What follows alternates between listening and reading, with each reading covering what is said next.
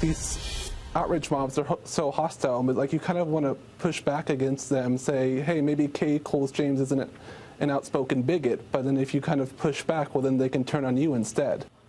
Ah, that was Mike Wacker, the Google engineer who first spoke out right here to us, talking to me about what he called outrage mobs and witch hunts at one of the most powerful companies in the world. That would be Google, right?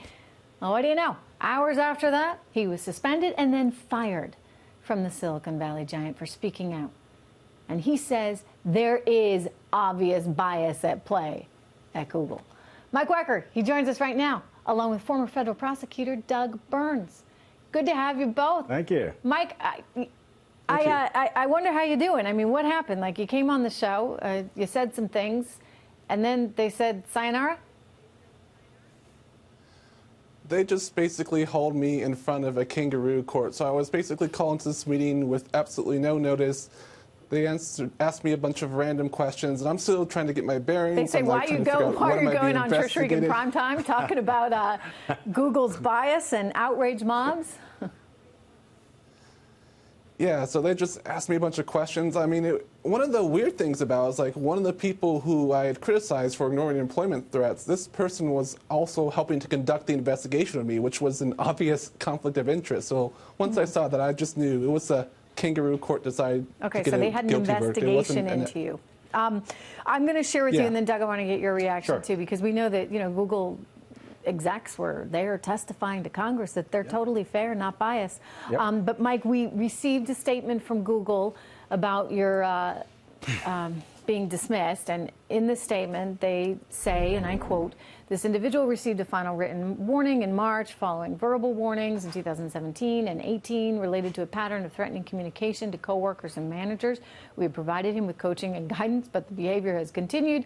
There has since been new violations towards a fellow employee, so we have taken action. We are a workplace, and like all workplaces, we have basic rules about the standards of behavior we expect at work." I want your reaction to that. And when they talk about standards of behavior, in your view, they would probably disagree, but in your view, standards of behavior, is that conforming to one kind of political thought? Yeah, it's really bizarre how they enforce these standards. On the one hand, employment threats are not threatening when they come from the left. But on the other hand, even mildly harsh criticism coming from the right is treated as threatening. So if they maybe been enforcing these standards evenly, they could have a case, but they have not. Yeah. Do you feel like that's all you did, like point out some inequities? Well, yeah, I mean, in the final written warning, one of the allegations they had against me was that someone had called me rude, disrespectful, and intellectually dishonest. Well, this was the same person who had referred to Senator Blackburn as a terrorist. In the same thread where he called me rude, he also doubled down on his past comments on Blackburn and described her as threatening. So if you want to know what Google's standards for threatening are, just ask that employee. She was just on the show the other night. She's a pretty nice lady from Tennessee. Let me go over to Doug for a moment. There seems to be a theme here, right, with Google that, well, I mean, what is it? If you look up California Republican, you get Nazi.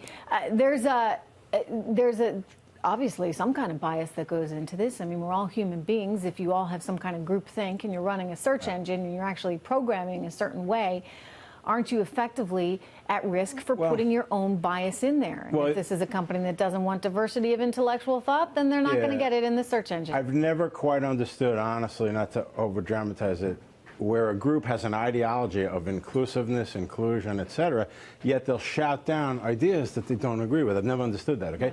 But back to the core situation that Mike's in, of course, he's right. There's a double standard, obviously, on many levels. And then, of course, the statement from the company is, that's corporate 101, 2, 3, and 4. I've been in these cases.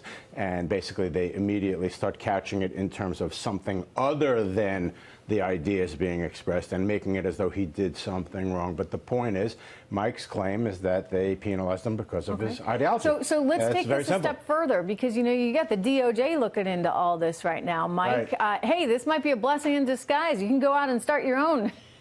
You can start your own search engine. And maybe if the federal government is successful in breaking Google up, you might even have a chance. Would you consider it? Well, In terms of next steps, I probably have some role left to play in this whole question of what to do with big tech, but another part of me just kind of wants to go back to being a normal software engineer as well. Sure so probably kind do. of during the workday, I like to be normal. Yeah, I'm sure but outside of it, I well, probably listen, have something to do. We appreciate you coming on. I know it's not easy.